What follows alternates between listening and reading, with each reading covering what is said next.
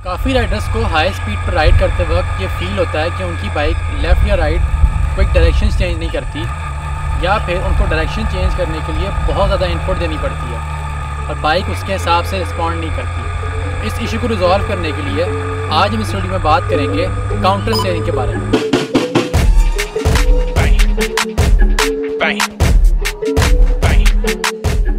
Safety measures और ergonomic adjustments के बाद अब हम आने वाली वीडियोस में कुछ राइडिंग टेक्निक्स के बारे में बात करेंगे। आज का हमारा टॉपिक है काउंटर स्टीयरिंग। हम ये देखेंगे कि काउंटर स्टीयरिंग किस तरह काम करता है और काउंटर स्टीयरिंग को आप अपनी बाइक पर किस तरह यूज़ कर सकते हैं। तो आखिर काउंटर स्टीयरिंग है क्या? अगर हम काउंटर स्टीयरिंग के वर्ड पर फोकस करें तो हमें पता चलेगा कि काउंटर स्टीयरिंग दो वर्ड्स को मिलाकर बना है, काउंटर और स्टीयरिंग। काउंटर का मतलब अपोजिट और स्टीयरिंग का मतलब, अगर हम बाइक से रिलेटेड बात करें तो लेफ़्ट या राइट डायरेक्शन। तो ये वर्ड बनता है अपोजिट स्टीयरिंग। ये तो हो गया इसके लिटरल मीनिंग, लेकिन काउंटर स्टीयरिंग या अपोजिट स्टीयरिंग का बाइक राइडिंग से क्या रिलेशनशिप है? हम अगर किसी ऐसी व्हीकल के बारे में बात करें जो रोड पर 4 व्हील्स पर चलती हो, तो हमारे जहन में सबसे बड़ी एग्जांपल आती है गाड़ी। तो गाड़ी को हाई स्पीड पर टर्न करने के लिए हम क्या टेक्निक यूज़ करते हैं? अगर हम उस पर गौर करें तो हम राइट टर्न करने के लिए स्टीयरिंग व्हील को राइट मोड़ते हैं और लेफ़्ट टर्न करने के लिए स्टीयरिंग व्हील को लेफ़्ट मोड़ते हैं और गाड़ी उसके हिसाब से रिस्पॉन्ड करके लेफ़्ट या राइट टर्न करती है। लेकिन अगर हम इसके मुकाबले में सिंगल ट्रैक व्हीकल्स के बारे में बात करें, यानी वो व्हीकल्स जो 2 टायर्स पर चलती हों, तो जिसकी सबसे बड़ी एग्जांपल हमारे जहन में आएगी साइकिल्स या फिर मोटर बाइक्स। तो बाइक्स को हाई स्पीड टर्न करने के लिए हम वो सेम टेक्निक यूज़ नहीं कर सकते जो हम गाड़ी को टर्न करने के लिए यूज़ करते हैं। तो बाइक्स को हाई स्पीड पर टर्न करने के लिए हम काउंटर स्टीयरिंग का सहारा लेते हैं।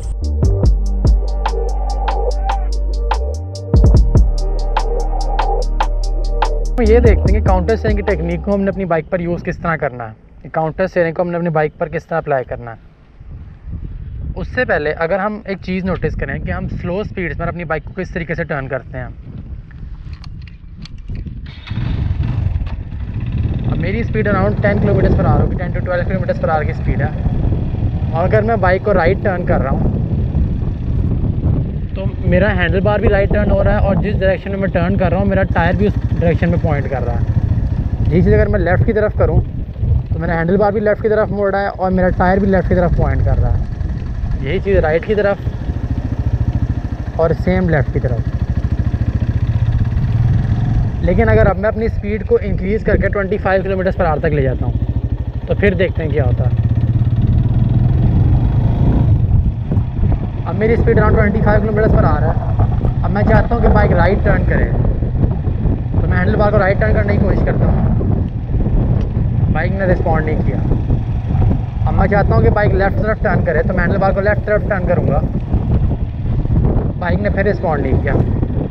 हालांकि मैं अच्छी खासी फोर्स लगा रहा हूँ लेफ़्ट टर्न करने की, लेकिन बाइक रिस्पॉन्ड नहीं कर रही है। तो इससे पहले स्लो स्पीड में तो बाइक काम कर रही थी टेक्निक, लेकिन थोड़ी सी स्पीड बनाने के बाद ये टेक्निक काम नहीं कर रही है। तो इससे हमें काउंटर स्टीयरिंग के बारे में 2 पॉइंट्स पता चल जाते हैं कि काउंटर स्टीयरिंग एक ऐसी टेक्निक है जो 25 किलोमीटर पर आवर से ऊपर की स्पीड्स पर काम करती है। सबसे पहले हम सब इस बात पर तो एग्री करेंगे कि हमारे हैंडल बार्स में सिर्फ एक ही मूवमेंट है कि हमारे हैंडल बार्स या तो फॉरवर्ड मूव होते हैं या बैकवर्ड मूव होते हैं। हमारे हैंडल बार्स ऊपर नीचे मूव नहीं होते, इनमें सिर्फ एक ही मूवमेंट है, या तो फॉरवर्ड मूव होंगे या बैकवर्ड मूव होंगे। तो जब हम काउंटर स्टीयरिंग की टेक्निक को यूज़ कर रहे होंगे तो हमने एक चीज़ को नोटिस करना है। हम जिस डायरेक्शन में मोड़ रहे होंगे उस डायरेक्शन में जो हैंडल बार हमारी साइड पे आएगा, यानी अगर मैं राइट मोड़ रहा हूँ तो राइट हैंडल बार मेरी तरफ आएगा, और अगर मैं लेफ़्ट मोड़ रहा हूँ तो लेफ़्ट हैंडल बार मेरी साइड पर आएगा। तो राइट हैंडल बार को हम लोग इनसाइड बार कहेंगे और लेफ़्ट हैंडल बार को भी हम इनसाइड बार कहेंगे, यानी जिस डायरेक्शन में हम मोड़ रहे होंगे और जो हैंडल बार उस डायरेक्शन में आएगा उसको हम लोग इनसाइड बार कहेंगे। अब आती है काउंटर स्टीयरिंग यूज़ करने का फॉर्मूला है, काउंटर स्टीयरिंग यूज़ करने की टेक्निक। ये सुनने में शायद आपको थोड़ी सी मुश्किल लगे, लेकिन ये करने में उतनी ही आसान है अगर आप इसकी प्रैक्टिस करेंगे तो। अगर मैं राइट डायरेक्शन में मोड़ रहा हूँ तो मैं राइट हैंडल बार पर प्रेशर या फोर्स अप्लाई कर इसको फॉरवर्ड पुश करूँगा और मेरी बाइक इसके हिसाब से राइट मुड़ेगी।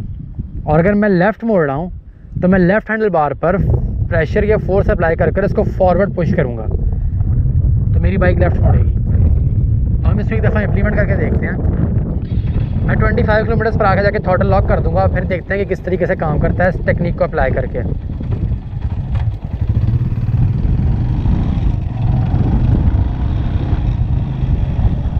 किलोमीटर पर थ्रॉटल लॉक कर दिया। मैं चाहता हूँ कि मैं राइट मुड़ूँ, कि मेरी बाइक राइट तरफ डायरेक्शन चेंज करे, तो मैं राइट हैंडल बार को फॉरवर्ड पुश करूँगा। मैंने राइट हैंडल बार को फॉरवर्ड पुश किया, बाइक ने फ़ौरन डायरेक्शन चेंज की। इसी तरीके से अगर मैं चाहूँ कि मेरी बाइक लेफ़्ट तरफ डायरेक्शन चेंज करे, तो मैं लेफ़्ट हैंडल बार को फॉरवर्ड पुश करूँगा। ये मैं लेफ़्ट हैंडल बार को फॉरवर्ड पुश किया, बाइक ने फ़ौरन डायरेक्शन चेंज की। सेम चीज़ राइट के लिए और सेम चीज़ लेफ़्ट के लिए। तो आपने देखा कि काउंटर स्टीयरिंग ने किस तरीके से काम करके हमारी लेफ़्ट और राइट डायरेक्शन चेंज करवाई।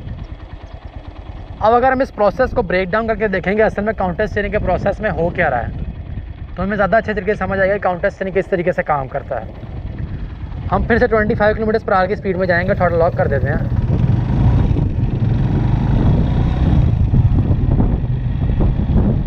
अब मैं चाहता हूँ कि बाइक राइट तरफ टर्न करे, तो मैं यानी राइट हैंडल बार को फॉरवर्ड पुश करूँगा। मैंने फॉरवर्ड पुश किया, जैसे ही मैंने राइट हैंडल बार को फॉरवर्ड पुश किया, थोड़ी देर के लिए जो मेरे टायर की डायरेक्शन थी वो ऑपोजिट हुई। यानी अगर मैं राइट मोड़ रहा था तो मेरे टायर की डायरेक्शन थोड़ी देर के लिए लेफ़्ट गई, यानी टर्न काटने वाली डायरेक्शन से अपोजिट गई, जिसकी वजह से बाइक डिसबैलेंस हुई। और डिसबैलेंस होने की वजह से बाइक लीन करती है, और क्योंकि हमारा मोमेंटम पहले से कैरी हुआ होता है, तो हम उस मोड़ पे बड़े आसानी से मुड़ जाते हैं और हमारी बाइक उस मोड़ पर लीन करते हुए मुड़ जाती है। एक बार फिर से देखते हैं हम इस प्रोसेस को। 25 किलोमीटर पर आगे जाके मैंने थ्रॉटल को लॉक कर दिया। अब मैं चाहता हूँ कि मेरी बाइक राइट डायरेक्शन में मुड़े। मैं राइट हैंडल बार पर फॉरवर्ड पुश करूँगा। मैंने फॉरवर्ड पुश किया, यही चीज़ लेफ़्ट के लिए, बाइक ने डायरेक्शन चेंज की। तो हो क्या रहा है कि जैसे ही मैं फॉरवर्ड राइट हैंडल बार को पुश करता हूँ या फॉरवर्ड लेफ़्ट हैंडल बार को पुश करता हूँ, तो मेरी बाइक का जो टायर है वो ऑपोजिट डायरेक्शन में मूव करता है और बाइक थोड़ी देर के लिए डिसबैलेंस होती है। डिसबैलेंस होने की वजह से लीन क्रिएट होता है, और जैसे ही बाइक लीन करती है, क्योंकि हमारा मोमेंटम पहले से बना हुआ होता है, तो बाइक टर्न काट जाती है। तो अब तक हमारे पास काउंटर स्टीयरिंग के 3 पॉइंट्स आ गए। नंबर 1 कि काउंटर स्टीयरिंग को हम स्लो स्पीड्स पर यूज़ नहीं करते। Point number 2, counter steering high speeds पर यूज़ होता है, यानी 25 किलोमीटर पर आवर से ज़्यादा की स्पीड में। और पॉइंट नंबर 3, काउंटर स्टीयरिंग का फार्मूला कि push right to go right, push left to go left. यानी अगर मैंने राइट डायरेक्शन में मुड़ना है तो मैं राइट हैंडल बार को फॉरवर्ड पुश करूँगा, और अगर मैंने लेफ़्ट तरफ मुड़ना है तो मैं लेफ़्ट हैंडल बार को फॉरवर्ड पुश करूँगा। जो 4th पॉइंट काउंटर स्टीयरिंग को लेके आपने याद रखना है वो ये कि जो फोर्स आप 25 किलोमीटर पर आवर पर हैंडल बार्स पर अप्लाई कर रहे हैं बाइक को टर्न करने के लिए, वो सेम फोर्स आप 80 किलोमीटर पर आवर या 40 किलोमीटर पर आवर या 100 किलोमीटर पर आवर पर अप्लाई नहीं करेंगे। जिस तरीके से स्पीड इंक्रीज़ होती जाएगी, हैंडल बार पर अप्लाई होने वाला प्रेशर भी उसके साथ साथ इंक्रीज़ होता जाएगा। अब मैं आपको एक डेमोन्स्ट्रेशन करके दिखाता हूँ। अब मैं 40 किलोमीटर पर आ जाके थ्रॉटल को लॉक करूँगा और मैं राइट तरफ डायरेक्शन चेंज करूँगा।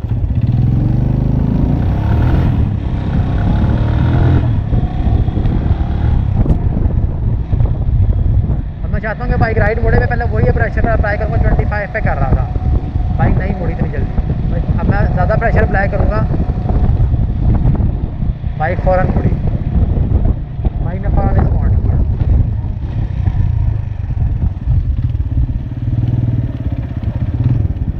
तो इससे काउंटर स्टीयरिंग के बारे में हमें 4 पॉइंट्स का पता चल गया।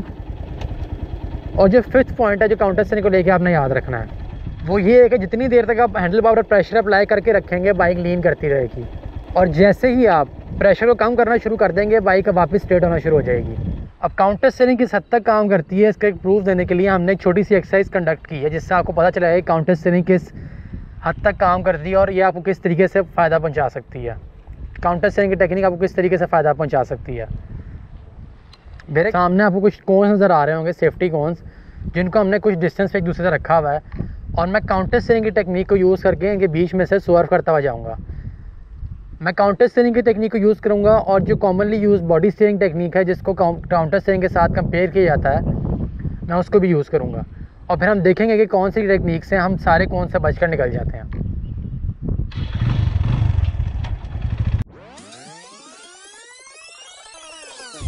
पहले अगर मैं बॉडी स्टीयरिंग की टेक्निक यूज़ करूँ,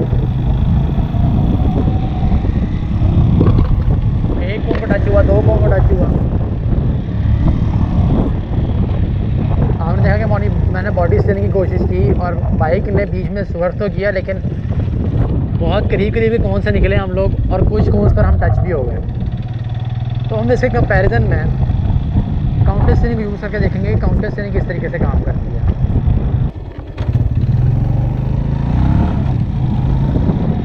push right, push left, push right, push left, push right, push left. तो आपने देखा कि काउंटर स्टीयरिंग की टेक्निक को यूज़ कर मैंने किस तरीके से सारे कोन्स को बड़े अच्छे तरीके से स्वर्व किया और मेरी बाइक ने मिनिमम इनपुट के ऊपर कितनी अच्छे तरीके से डायरेक्शन चेंज की और मैं सुकून से उन कोन्स को क्रॉस कर गया बॉडी स्टीयरिंग के कंपैरिजन में।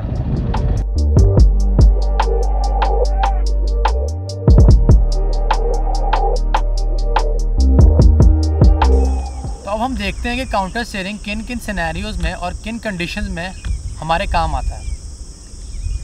पॉइंट नंबर 1, कोई भी ऐसा रूट जहाँ पर बहुत ज़्यादा कॉर्नर्स हों और आपको क्विक और एक्यूरेट डायरेक्शन चेंज करनी हो, तो काउंटर स्टीयरिंग उस वक्त आपके काम आएगा।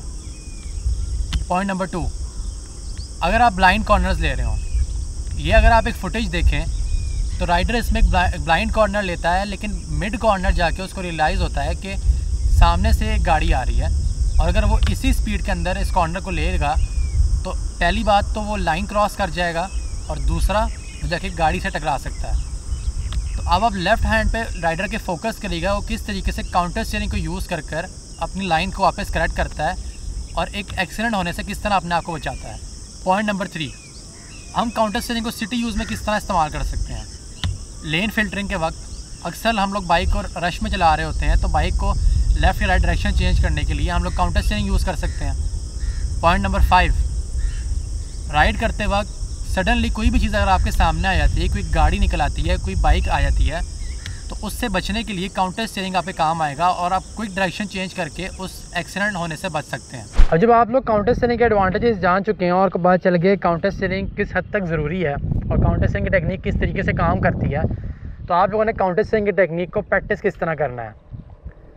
आप लोग ऐसी कोई खाली जगह ढूंढ लें, वहाँ पे आपने सिर्फ एक फार्मूला याद रखना है, जो फार्मूला मैंने आपको बताया, push right to go right, push left to go left. यानी जिस डायरेक्शन में आपने जाना है आप उस हैंडल बार को फॉरवर्ड पुश करेंगे। उसके बाद अपनी बाइक को 25 किलोमीटर/आवर की स्पीड में लेके आ जाएं और पुश राइट पुश लेफ़्ट की टेक्निक को अप्लाई करके देखेंगे आपकी बाइक किस तरीके से रिस्पॉन्ड कर रही है। जब एक दफ़ा आप अपनी बाइक को आपको ये पता चल गया कि आपकी बाइक इस इनपुट्स पे किस तरीके से रिस्पॉन्ड कर रही है, तो उसके बाद आप इसके साथ कंफर्टेबल होना स्टार्ट हो जाएगा। जैसे ही आप इसके साथ कंफर्टेबल होना स्टार्ट हो जाएंगे तो आप इस टेक्निक को सोचे समझे बगैर सबकॉन्शियसली यूज़ करना शुरू कर देंगे और इस टेक्निक से बेनिफिट उठा पाएंगे। बस आपने एक चीज़ याद रखनी है, push right to go right, push left to go left. Counter steering को यूज़ करते वक्त 5 पॉइंट्स जो आपने अपने जहन में रखने हैं। Point number 1, counter steering slow speeds पर काम नहीं करता। पॉइंट नंबर 2, काउंटर स्टीयरिंग को हम 25 किलोमीटर/आवर से ऊपर की स्पीड पर यूज़ करते हैं। पॉइंट नंबर 3, काउंटर स्टीयरिंग का फॉर्मूला यानी push right to go right, push left to go left. और पॉइंट नंबर 4, जिस तरीके से आपकी स्पीड इंक्रीज़ होती जाएगी उसी तरह आपको काउंटर स्टीयरिंग को अप्लाई करने के लिए ज़्यादा प्रेशर अप्लाई करना पड़ेगा। और पॉइंट नंबर 5, जितनी देर तक आप काउंटर स्टीयरिंग को इंगेज रखेंगे, हैंडल बार प्रेशर अप्लाई करके रखेंगे, बाइक लीन होती रहेगी और जिस तरह आप प्रेशर को कम करते जाएंगे बाइक वापस स्ट्रेट होना शुरू हो जाएगी। काउंटर स्टीयरिंग की टेक्निक को आप लोग सबकॉन्शियसली तब से यूज़ कर रहे हैं जब से आप साइकिल चलाते थे और आप लोगों ने काफ़ी हद तक इस टेक्निक को अपनी बाइक राइडिंग में भी यूज़ किया है और अभी भी इसको यूज़ करते हैं।